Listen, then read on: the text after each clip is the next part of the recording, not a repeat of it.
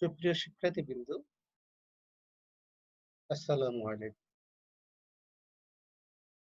আশা করি তোমরা ভালো আছো, সুস্থ আছো, নিরাপদে রয়েছে। জাতীয় বিশ্ববিদ্যালয় কর্তৃক আয়োজিত করোনাকালীন শিক্ষা কার্যক্রম চলমান রাখার স্বার্থে অনলাইন ক্লাসে যুক্ত হতে পেরে আমি আনন্দিত। সবাইকে স্বাস্থ্যবিধি মেনে চলার আহ্বান জানিয়ে আজকের ক্লাস শুরু করছি।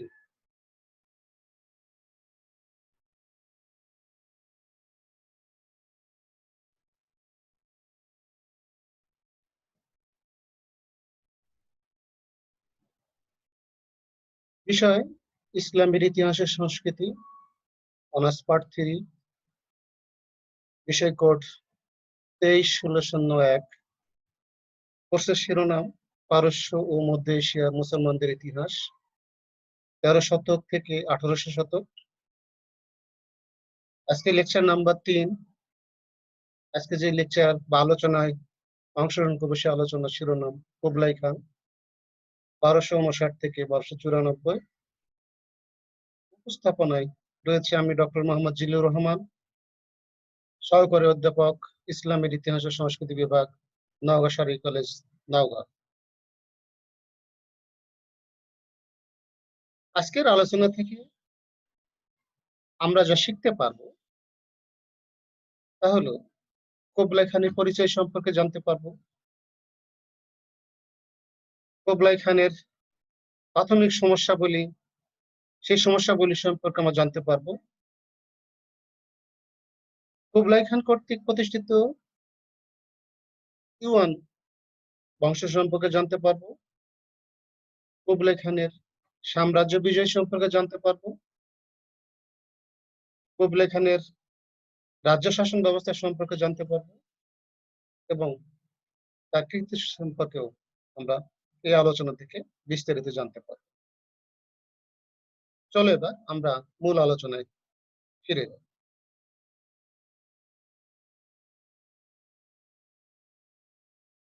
বরাবরের নাই এই আলোচনা শুরুতেও একটি ভূমিকার অবতারণা করেছি। ভূমিকাটি এরকম: মেঙ্গু খান মঙ্গল রাজকার্য পরিচালনাকালীন আকস্মিকভাবে মৃত্যুবরণ করেন।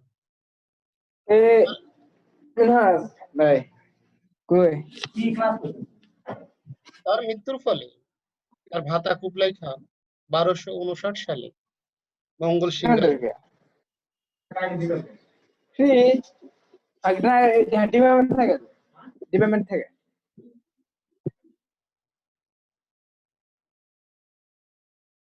চেঙ্গিস খান ছিলেন মঙ্গল সাম্রাজ্যের প্রতিষ্ঠাতা, আর কুবলাই খান ছিলেন এই সাম্রাজ্যের শ্রেষ্ঠ শাসক।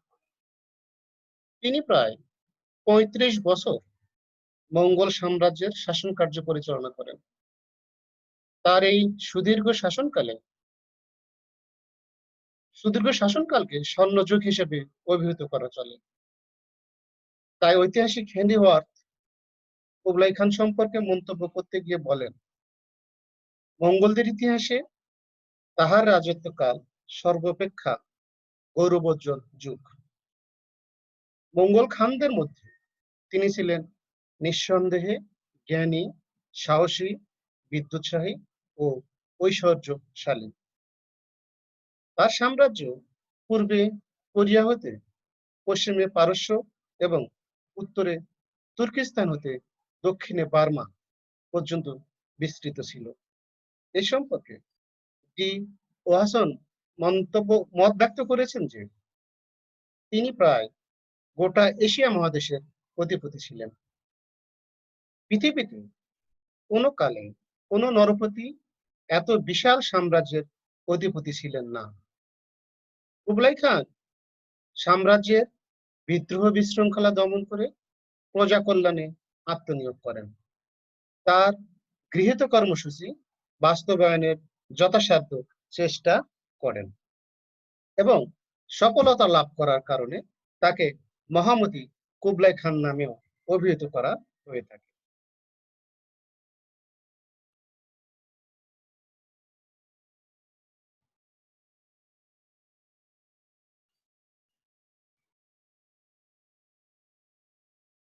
এই আলোচনাটা আমি অবতারণা করেছি যে কুবলাই খান কিভাবে, কার পরে তিনি ক্ষমতায় এসেছিলেন সেই সম্পর্কে একটু ধারণা দেওয়ার জন্য।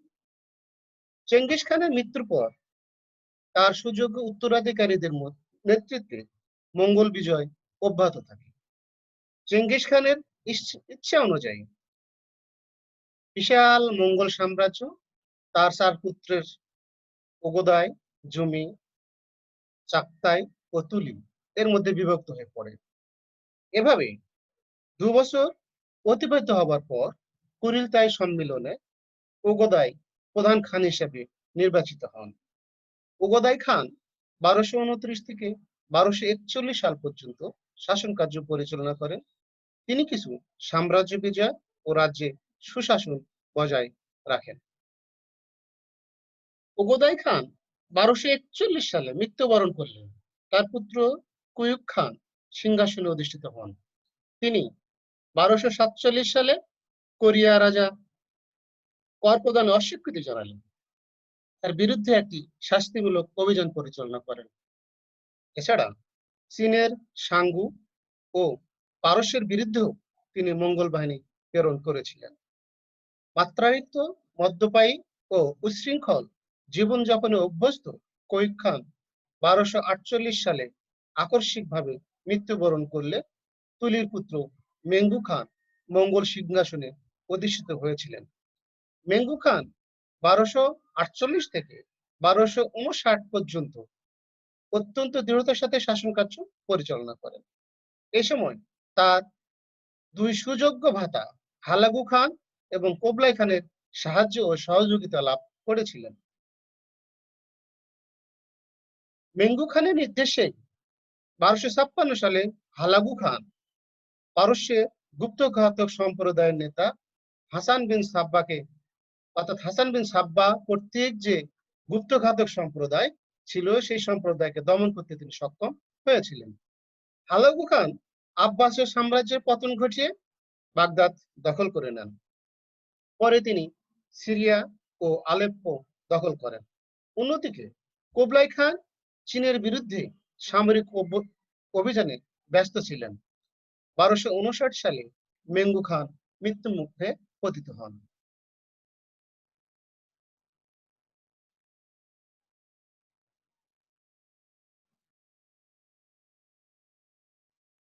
কুবলাই খানের পরিচয়।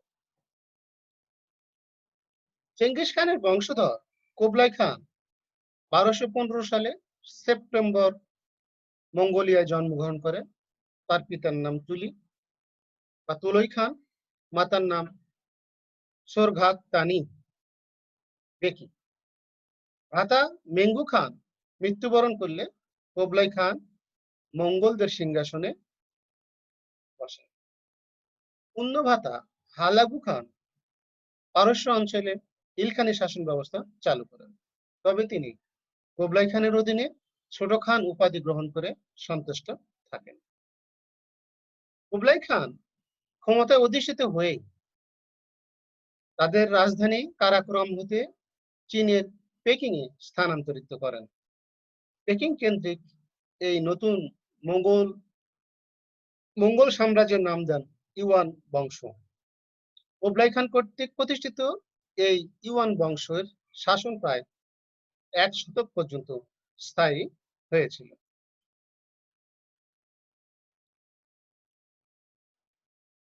কুবলাই খানের প্রাথমিক সমস্যা বলি বা তিনি কি কি সমস্যার সম্মুখীন হয়েছিলেন সে সম্পর্কে একটু ধারণা নেওয়া যাক।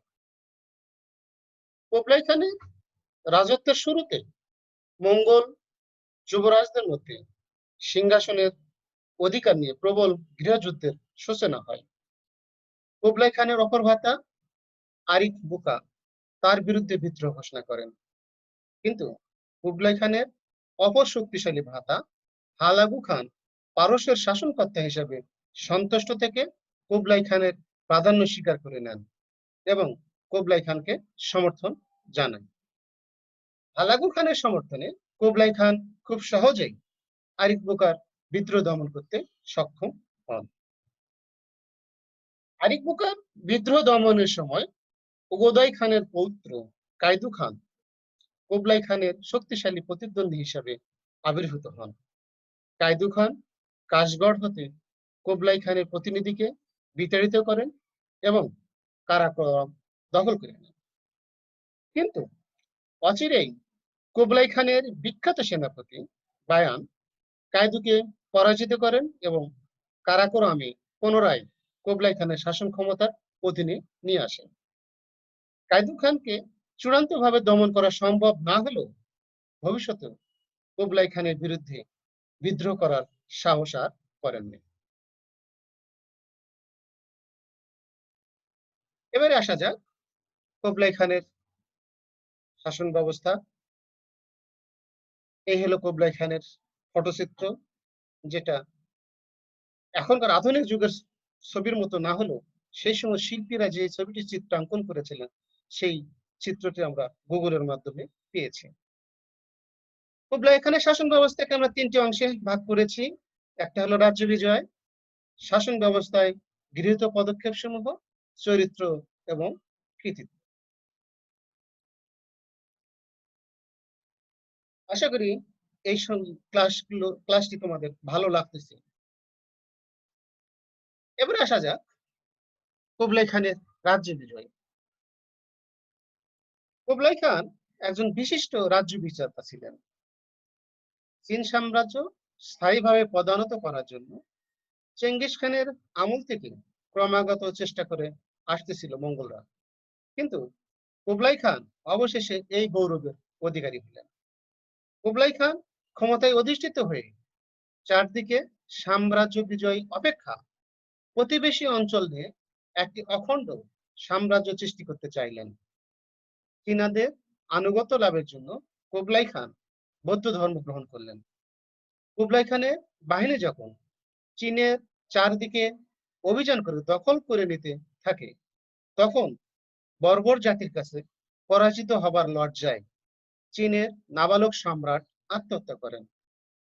এ সময় সম্রাটের পাশাপাশি মন্ত্রী ও ঊর্ধ্বতন কর্মকর্তারাও লজ্জায় আত্মহত্যা করতে থাকে।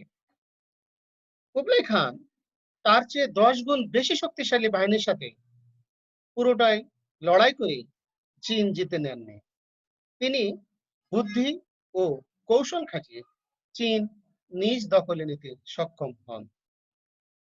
একটি বড় যুদ্ধ হয়েছিল জিয়াং ইয়াং নামক দুর্ভিদ্ধ দেয়ালগিরা শহরে। শহরটি 5 বছর অবরুদ্ধ করে রেখেও তেমন সুবিধা করতে না পেরে কুবলাই খান ইয়াংজি নদীর দক্ষিণের দিকে নজর দেন। এই সময় চীন দক্ষিণের প্রতিরক্ষা ব্যবস্থা জোরদার করার জন্য প্রায় 10 লক্ষ সৈন্য মোতায়েন করেন। ঠিক সেই সময় কুবলাই খান জিয়াং ইয়াং এর দুর্ভেদ্য দেওয়াল ভাঙার জন্য বাইরে থেকে দক্ষ গোলন্দাজ বাহিনী বা গোলন্দাজ সৈন্য আমন্ত্রণ জানান এবং এই গোলন্দাজদের সাহায্যে নগরীর দেওয়াল ভাঙতে তিনি সক্ষম হন। বর্বর মঙ্গলদের হাতে কয়েক হাজার বছরের সভ্যতা ও সংস্কৃতির ধারক চীনের এই পতন দেশবাসীর কাছে ছিল অবিশ্বাস্য। আত্মহত্যার হিড়িক পড়ে যায়, কিন্তু মঙ্গল খান যুদ্ধের ক্ষত শুকিয়ে নেওয়ার জন্য বেশ কিছু উদ্যোগ গ্রহণ করেন এবং পরাজিতদের পুনর্বাসনের ব্যবস্থা করেন। লুটপাট ও সম্ভোগ থেকে সৈনিকদের নিরস্ত করে বা নিবৃত্ত করে রাখতে তিনি সক্ষম হন। রাষ্ট্রীয় কার্যে কর্মরত চীনাদের যে অবস্থায় ছিলেন তাদেরকে সে অবস্থায় দায়িত্ব পালনের নির্দেশ দেন। সাঙ্গু বংশের বিরোধীরা কুবলাই খানকে এই সময় সমর্থন জানায়। 1279 সালে চীন 1279 সালে তিনি দক্ষিণ চীনের সাঙ্গু বংশের পতন ঘটিয়ে যখন সম্রাটের আসনে বসলেন, সার্বিকভাবে চীনের সিংহাসনে বসা প্রথম জাতিগত অচীনা শাসক হলেন কুবলাই খান।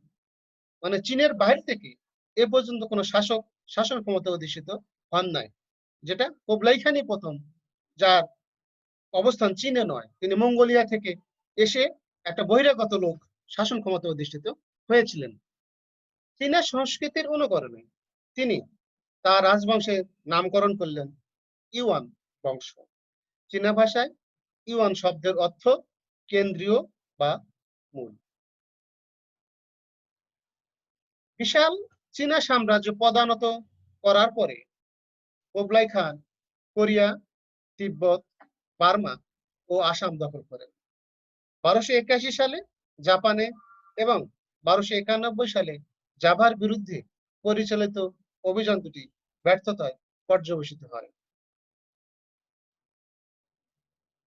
এবার দেখি জাপানের অভিযান কিভাবে ব্যর্থতায় পর্যবসিত হয়েছিল। 1274 ও 1281 সালে দুবার মঙ্গলরা জাপানের বিরুদ্ধে অভিযান পরিচালনার চেষ্টা করেন। চীন বিজয় করার পর কুবলাই খানের নজর পড়ে জাপানের ধন সম্পদের উপর। তিনি জাপানের সম্রাটকে মঙ্গলদের বশ্যতা স্বীকারের আহ্বান জানান, কিন্তু জাপানের সম্রাট হেজো তা অস্বীকৃতি জানায়। এর প্রেক্ষিতে কুবলাই খান দুবার জাপান আক্রমণের চেষ্টা করেন। তিনি 4400টি জাহাজ জাপান আক্রমণের জন্য প্রেরণ করেন। এই বিশাল সেনাবাহিনীর মোকাবিলা করা জাপান সম্রাটের পক্ষে সম্ভব ছিল না, কিন্তু প্রকৃতি এই আক্রমণকারীর হাত থেকে জাপানকে রক্ষা করে। এ সময় সামুদ্রিক ঝড় টাইফুনের কবলে পড়ে জাপানের বিরুদ্ধে প্রেরিত 1 লক্ষ সৈন্যের এক বিরাট মঙ্গল বাহিনী সম্পূর্ণরূপে বিধ্বস্ত হয়ে যায়। মাত্র 3 জন সৈন্য এই পরাজয়ের মর্মান্তিক দুঃসংবাদ বহন করে রাজধানী পিকিং এ ফিরে আসতে সক্ষম হয়। পর্যটক মার্কো পোলোর মতে রাজধানী হতে অতি দূরত্ব, প্রতিকূল আবহাওয়া এবং নৌপথের নানাবিধ অসুবিধায় কুবলাই খানের এই ব্যর্থতার জন্য দায়ী ছিল। এরূপ ঘটনায় কুবলাই খান আর জাপান আক্রমণ করার সাহস পায়নি বা দেখায়নি। যেই ঝড়ের কথা বলা হলো, টাইফুনের কথা বলা হলো, সেই সময় চিত্রশিল্পীরা এইভাবে অঙ্কন করেছে। এই জাহাজগুলো ছিল মঙ্গলদের, তারা জাপান আক্রমণে যাচ্ছেন, বিশাল বিশাল সমুদ্রের ঢেউ, সেই ঢেউয়ের কবলে পড়ে জাহাজগুলো বা নৌকাগুলো সেই সমুদ্র গভীরে নিমজ্জিত হয়ে যাচ্ছে। এই একটি চিত্র আমরা গুগল থেকে পেয়েছি, যা তোমাদের সুবিধার জন্য উপস্থাপন করা হলো। এটা গতবারের মতো এই সাম্রাজ্যের বিস্তৃতি, তাদের মঙ্গলদের কি সাম্রাজ্য ছিল, এইখান থেকে তারা কিভাবে এর পরবর্তীতে সাগরের এই সাইডে কোরিয়া, তারপর জাপান অংশ রয়েছে, সেই জাপান সমুদ্র তীরবর্তী হওয়ার কারণে তারা আক্রমণ করতে ব্যর্থ হয়েছিলেন এবং সেটা জয়লাভ করতে ব্যর্থ হয়েছিলেন। এই কারণে এই ম্যাপটি তোমাদের দেখানো।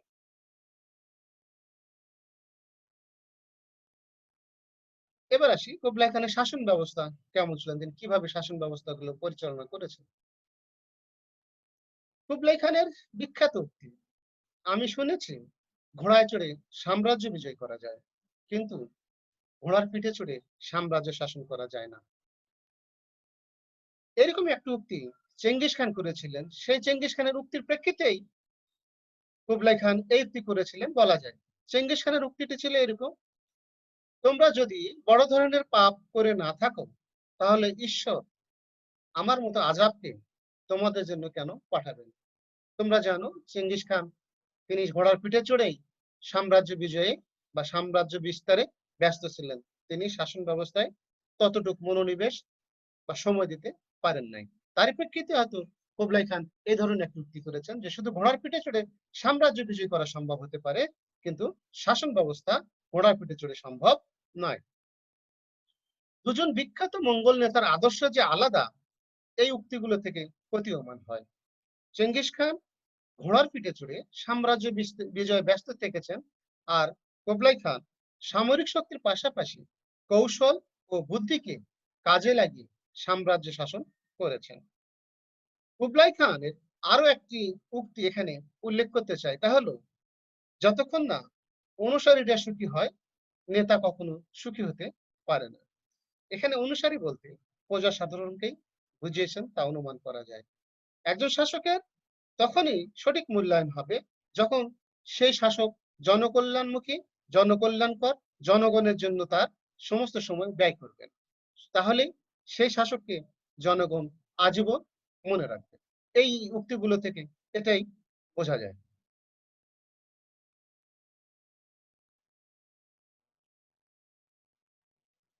কুবলাই খান শুধু মঙ্গলদের অন্যতম শ্রেষ্ঠ বিজাতাই ছিলেন না, একজন সুযোগ্য শাসক হিসাবেও তিনি বিশেষ কৃতিত্বের দাবিদার। বিভিন্ন জাতির সংমিশ্রণে গঠিত এই বিরাট সাম্রাজ্যের শাসন ব্যবস্থা সুদৃঢ় ভিত্তির উপর প্রতিষ্ঠিত করতে তিনি অসাধারণ প্রতিভার পরিচয় দিয়েছেন।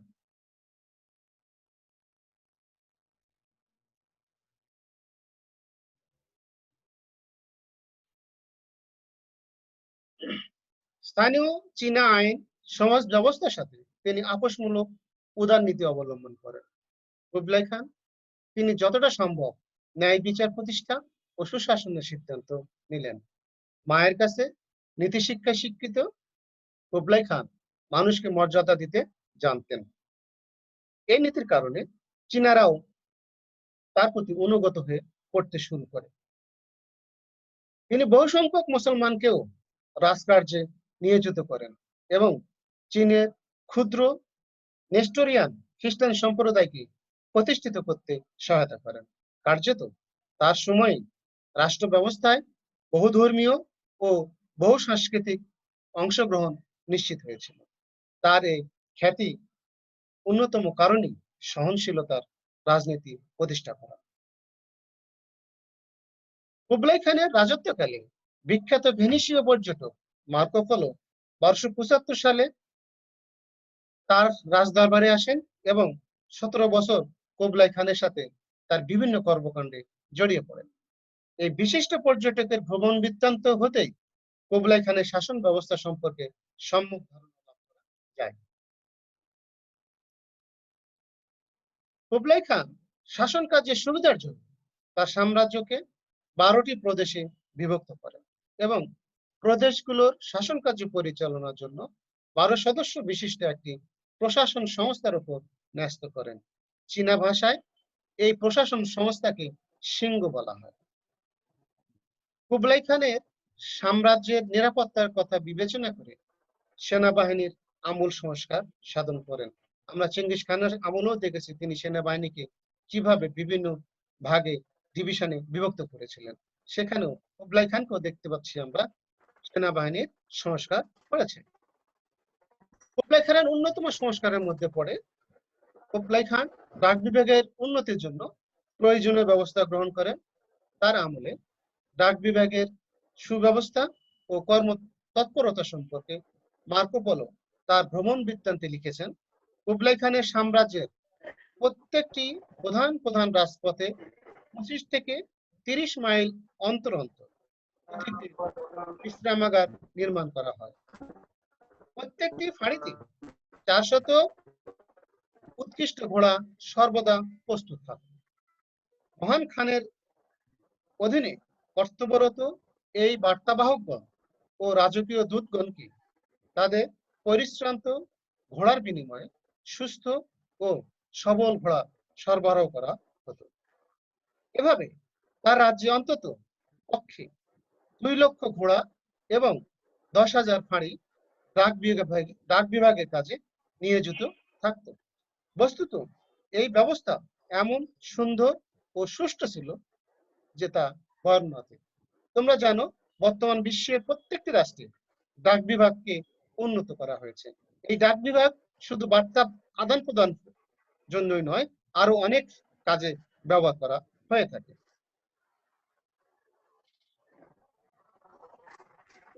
কুবলাই খানের রাজত্বকালে ভারত ও ইউরোপ মহাদেশের সাথে চীনের বাণিজ্যিক সম্পর্ক সৃষ্টি হয় এবং রাজধানী পিকিং একটি কর্মব্যস্ত বাণিজ্য কেন্দ্রে পরিণত হয়।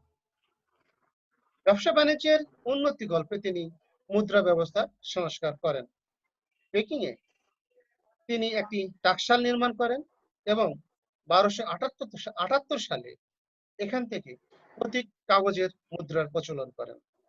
পৃথিবীর ইতিহাসে খুব সম্ভবত তিনি সর্বপ্রথম এ জাতীয় মুদ্রার ব্যবহার চালু করেন। এই ধরনের মুদ্রা চালু করার ফলে ব্যবসা বাণিজ্যের ক্ষেত্রে বিশেষ সুফল দেখা দেয়।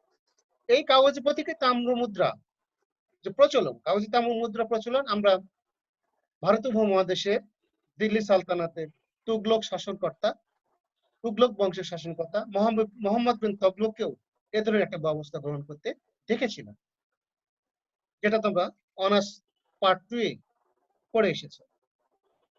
কুবলাই খান একজন প্রজাহিতাসী নরপতি ছিলেন।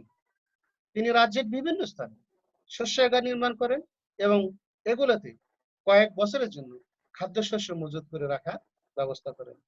দেশে খাদ্যাভাব এবং দুর্ভিক্ষ দেখা দিলে গরিব প্রজাদের মধ্যে এই শস্য তিনি বিনামূল্যে বিতরণ করার ব্যবস্থা করেন।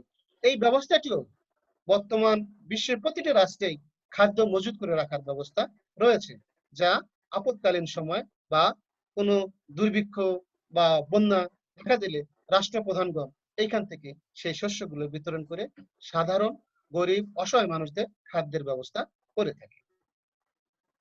কুবলাই খান দুস্থ, অনাথ ও পথিকদের জন্য বহু হাসপাতাল, অনাথ আশ্রম ও পান্থশালা নির্মাণ করেছিলেন। পেকিং শহরের অনেক দুস্থ ও অভাবী লোকদের প্রত্যেক দিন রাজকীয় পাকশালা থেকে খাবার পরিবেশন করা হতো, যাতে শহরে কোনো অনাথ দুস্থ মানুষ অনাহারে না থাকে। কুবলাই খান প্রজাসাধারণের সুবিধার্থে রাজ্যে বহু খাল খনন ও রাস্তাঘাট নির্মাণ করেন। তিনি ইয়াংজি নদী ও বেজিং এর মধ্যকার সংযোজক গ্র্যান্ড ক্যানেল পার্বত্য পথের মধ্য দিয়ে খনন করার পরিকল্পনা করেন। তার পূর্ববর্তী শাসকগণ এই ধরনের পরিকল্পনা গ্রহণ করার সাহস পায়নি। খ্রিস্টের জন্মের 500 বছর পূর্বে পরিকল্পিত এই খালের কিছুটা অংশ তখন খনন কাজ শুরু হয়েছিল, কিন্তু পার্বত্য ও পাথরের অংশের কারণে পরবর্তীতে এই কাজ তেমন এগোয়নি। কিন্তু কুবলাই খান ঝুঁকি নিয়ে প্রায় 30 লক্ষ শ্রমিক নিয়োজিত করে এই কাজটি সম্পন্ন করেন। এটি মনুষ্যসৃষ্ট সর্ববৃহৎ খাল হিসাবে বিবেচিত।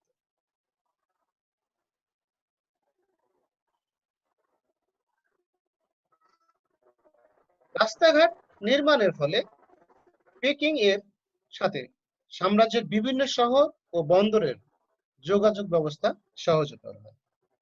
কৃষিকাজ ও আভ্যন্তরীণ বাণিজ্যেরও বিশেষ উন্নতি সাধিত হয়। কুবলাই খানের নির্দেশে রাজধানী পেকিং শহরের ঠিক মধ্যস্থানে একটি বিরাট কাঁসার ঘণ্টা ও একটি জলঘড়ি স্থাপন করা হয়। এর ফলে একদিকে যেমন শহরের গৌরব বৃদ্ধি করে, অন্যদিকে তেমনি শহরবাসীও বিশেষ উপকৃত হয়। এই ধরনের ব্যবস্থা আমরা দিল্লি সালতানাতের অনেক সুলতানকে গ্রহণ করতে দেখেছি। অনেকেই বিচার প্রার্থী যারা সহজেই সুলতান বা শাসকের কাছে পৌঁছাতে পারতেন না, তারা এই বিশেষ ব্যবস্থার মাধ্যমে বিচার বা সুলতানি সেই সকল বিচার প্রার্থীর সামনে উপস্থিত হতে পারতেন। ঠিক সেই ধরনের একটি ব্যবস্থা আমরা কুবলাই খানকেও করতে দেখেছি। কুবলাই খান শিল্প, সাহিত্য ও জ্ঞান বিজ্ঞানের বিশেষ পৃষ্ঠপোষক ছিলেন। তিনি নিজে একজন শিক্ষিত ও সংস্কৃতিবান লোক ছিলেন।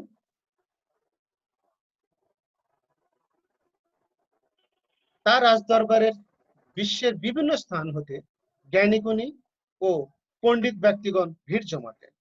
তার পৃষ্ঠপোষকতায় শিল্প সাহিত্যের অভূতপূর্ব উন্নতি সাধিত হয়। এই সময় চীনা ভাষা হতে মঙ্গল ভাষায় ইতিহাস, সাহিত্য ও সঙ্গীত অনুবাদ করা হয়। শিক্ষার জন্য পেকিং এ কয়েকটি বিদ্যালয় ও একটি বিশ্ববিদ্যালয় স্থাপন করা হয়। 1269 সালে তার পৃষ্ঠপোষকতায় মঙ্গোলীয় বর্ণমালা প্রবর্তনের মাধ্যমে মঙ্গলদের একটি নতুন ভাষার প্রচলন করা হয়। এছাড়া জামাল উদ্দিন নাম পারস্যবাসী মুসলমান বৈজ্ঞানিকের সাহায্যে তিনি একটি পঞ্জিকাও প্রকাশ করেন। শিল্প ও সাহিত্যের প্রতি তার বিশেষ অনুরাগের কারণে তার রাজধানী পিকিং একটি আন্তর্জাতিক ও সার্বজনীন সভ্যতার কেন্দ্রভূমিতে পরিণত হয়। চীনা সভ্যতা ও ধর্ম কুবলাই খানের উপর বিশেষ প্রভাব বিস্তার করে। তিনি বৌদ্ধ ধর্মে দীক্ষিত হন এবং চীনা ধর্মীয় প্রথা অনুসারে পূর্বপুরুষদের অর্চনার প্রবর্তন করেন। এজন্য তিনি 1263 সালে টাই মিয়াও নামে পিকিং এ একটি উপাসনালয় স্থাপন করেন। এছাড়া তিনি পেকিং সহ সাম্রাজ্যের বিভিন্ন স্থানে মন্দির, মসজিদ, গির্জা ও বহু সুরম্য অট্টালিকা গড়ে তোলেন।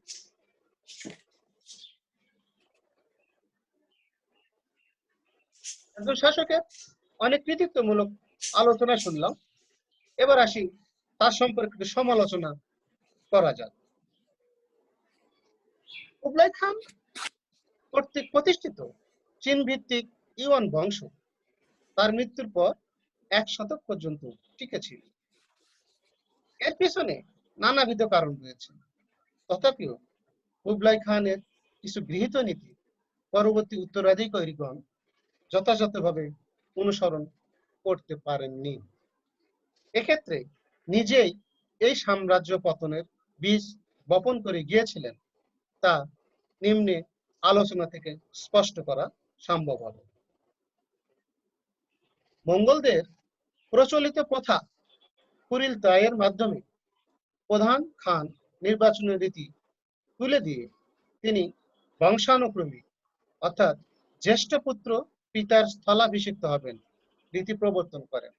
এর ফলে সিংহাসনে অধিষ্ঠিত হতে না পারা পুত্রদের মধ্যেই সিংহাসন নিয়ে কি মতবিরোধ দেখা দেওয়াটা স্বাভাবিক, যেটা উত্তরাধিকারী দ্বন্দ্বে রূপান্তরিত হয়েছিল। কুবলাই খানের উচ্চাভিলাষী বৈদেশিক অভিযান ও ব্যয়বহুল আড়ম্বরপূর্ণ জীবনযাত্রায় রাজকোষ শূন্য হয়ে পড়েছিল। ফলে প্রজাসাধারণের উপর অতিমাত্রায় করারোপ করতে তিনি বাধ্য হয়েছিলেন। কৃষকগণ অতিরিক্ত কর প্রদানে ব্যর্থ হলে জমির মালিকানা সত্ত্ব হতে বঞ্চিত হতেন।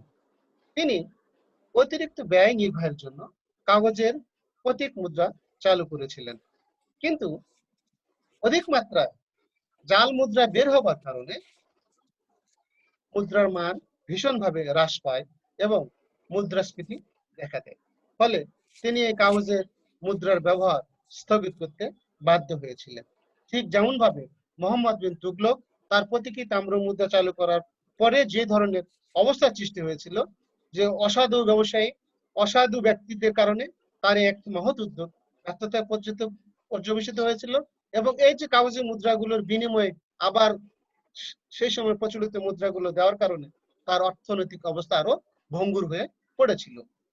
কারণ যাদের কাছে জাল মুদ্রা গিয়েছিল তারা ব্যবসায়ী কারণে ব্যবসা করতে চাইতো না, বা সেই সকল মুদ্রা নিতে চাইতো না। ফলে একদিকে ওই কাগজের মুদ্রাও অপচয় হলো, আবার মুদ্রাও তাদেরকে দিতে হতো। ফলে তার রাজকোষ আরো শূন্য হয়ে পড়েছিল। কুবলাই খান নিজ ক্ষমতাকে সুদৃঢ় করার জন্য ভাতা হালাগু খানের সমর্থন নিয়েছিলেন। তোমাদের মনে আছে, আলোচনার প্রথম দিকে বলেছি। হালাগু খানও কুবলাই খানের অধীনে ছোট খান হিসেবে স্বাধীনভাবে রাজকার্য পরিচালনা করেছিলেন। কেউ কারো কাজে হস্তক্ষেপ করেন না। কিন্তু কুবলাই খানের অবর্তমানে মঙ্গলদের বিভিন্ন গোত্রপতি ও বঞ্চিত যুবরাজগণ স্বাধীনতা ঘোষণা করতে থাকে। পারস্যের ইলখানি সাম্রাজ্য, রাশিয়ার কিপচার সাম্রাজ্য এবং ট্রান্স অক্সিয়ান চাকতাই সাম্রাজ্য গড়ে ওঠে। এই অবস্থার জন্য কুবলাই খানের উত্তরাধিকারী নীতি অনেকটাই দায়ী ছিল বলা চলে। কুবলাই খান চীনে সাম্রাজ্য প্রতিষ্ঠা করতে চীনাদের ধর্ম, সংস্কৃতি, ভাষা এবং প্রশাসন পরিচালনায় তাদের অর্থাৎ চীনাদের আধিপত্য প্রদান করেছিলেন। তার অন্যতম কারণ ছিল তাদেরকে নিয়ন্ত্রণ করা। কিন্তু হাজার বছরের সভ্যতার ধারক বাহক চীনারা এই বর্বর জাতিকে মনে প্রাণে মেনে নিতে পারেনি। বহু ভাষা, বহু জাতির, বহু ধর্মের সমন্বয়ে গড়ে ওঠা ইউয়ান বংশ কুবলাই খানের মৃত্যুর পরপরই মৃত্যুর দিকে ধাবিত হয়েছিল। তোমাদের মনে আছে অনার্স সেকেন্ড ইয়ারে পড়ার সময় আকবর, সম্রাট আকবর যে ধর্মনীতি গ্রহণ করেছিলেন, এখানে বহু জাতি, বহু ধর্মের মানুষদের মধ্যে একটা সমন্বয় সাধন করার চেষ্টা করেছিলেন। কুবলাই খানও ঠিক তেমনি ভাবে এই চীনা, মুসলমান বা অন্যান্য খ্রিস্টান এদের মধ্যে সমন্বয় সাধন করতে যেয়ে একটা হযবরল অবস্থার সৃষ্টি করেছিলেন, যেটা তিনি তার দৃঢ়তা এবং যোগ্যতার কারণে সেটাকে সমন্বয় করতে সক্ষম হলেও পরবর্তী শাসকগণ সেই ধরনের যোগ্যতার পরিচয় না দিয়ে একটি অস্বস্তিকর অবস্থার সৃষ্টি হয়েছিল, যে কারণে এই কুবলাই খান প্রতিষ্ঠিত ইউয়ান বংশ নামে মাত্র 100 বছর ধরে টিকে ছিল, কিন্তু এই সময়ে আরো অন্যান্য বংশ স্বাধীনভাবে শাসন কার্য পরিচালনা করেছিলেন। এবার আসি উপসংহারের দিকে যাই, কি বলতে চাই। পরিশেষে আমরা বলতে পারি যে কুবলাই খানের রাজত্বকাল ছিল মঙ্গল ইতিহাসে শান্তি ও সমৃদ্ধির যুগ। তিনি কেবল মঙ্গল বংশের সর্বশ্রেষ্ঠ নরপতি ছিলেন না, চীনা ঐতিহাসিকদের মতে তিনি ছিলেন সর্বকালে শ্রেষ্ঠ নরপতিদের মধ্যে অন্যতম। এবং এই কারণে প্রাচ্য ও প্রতীচ্যের ঐতিহাসিকদের নিকট তিনি যথার্থ মহামতি বলে আখ্যায়িত হয়েছেন। কুবলাই খানের রাজদরবারের জাঁকজমকতা এবং বিভিন্ন ক্ষেত্রে সাম্রাজ্যের অভূতপূর্ব উন্নতি ও প্রাচুর্যের কথা আমরা মার্কো পোলোর ভ্রমণ বৃত্তান্ত থেকে অবগত হতে পারি। এছাড়া বিশিষ্ট ইংরেজ কবি কলরিজের বিখ্যাত কবিতার মাধ্যমেও কুবলাই খান পৃথিবীর সকলের নিকট সুপরিচিত হয়ে রয়েছেন। দীর্ঘ 35 বছর রাজত্ব করার পর 1294 সালে কুবলাই খান মৃত্যুবরণ করেন। মৃত্যুকালীন সময়ে তার বয়স হয়েছিল 80 বছর। কুবলাই খানের মৃত্যুতে মঙ্গল ইতিহাসের সর্বাপেক্ষা গৌরবোজ্জ্বল যুগের অবসান ঘটে।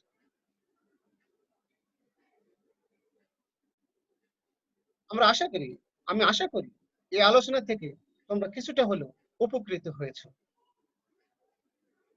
এবং আরো বিস্তারিত জানতে গেলে তোমাদেরকে মূল বই আশরাফুদ্দিন স্যারের মধ্যযুগের মুসলমানদের ইতিহাস, আসগর আলী খান স্যারের মধ্যপ্রাচ্যের ইতিহাস, গোলাম রসুল স্যারের মধ্যপ্রাচ্যের ইতিহাস সহ আরো নতুন নতুন বই বাজারে এসেছে, সেইগুলো আলোচনা করলে বা দেখলে আরো বিস্তারিত ধারণা তোমরা লাভ করতে পারবে। আশা করি এই আলোচনা থেকে তোমাদের সামান্য হলেও উপকৃত হয়েছ এবং বাসায় আসো, সুস্থ থাকবে, তাহলে তোমার জীবনের কাঙ্ক্ষিত লক্ষ্যে পৌঁছাতে পারবে। অসুস্থ হয়ে পড়লে তুমি অসুস্থ হয়ে পড়বে, পরিবার অসুস্থ হয়ে পড়বে, তাহলে তোমার পরিবারে অস্থিরতা দেখা দেবে। সেই অস্থিরতা যাতে না দেখা দেয়, তুমি সাবধানে থাকবে, নিরাপদে থাকো, সুস্থ থাকো এবং পড়াশোনার মধ্যে থাকো। সকলকে আমার এই ক্লাসে অংশগ্রহণ যারা করেছো তাদেরকে অভিনন্দন, যারা আমার এই ক্লাসটি শুনবে তাদেরকে অগ্রিম অভিনন্দন জানিয়ে আজকের মতো এই ক্লাস শেষ করছি। সকলকে, যদিও আগস্ট মাসে শোকের মাস, এই শোকের মাসে সকলকে শোক সহ্য করার শক্তি দিক, এই আশাবাদ ব্যক্ত করে আজকের মতো বিদায় নিচ্ছি। সকলকে ধন্যবাদ। শিমুল, কিছু বলতে চাও?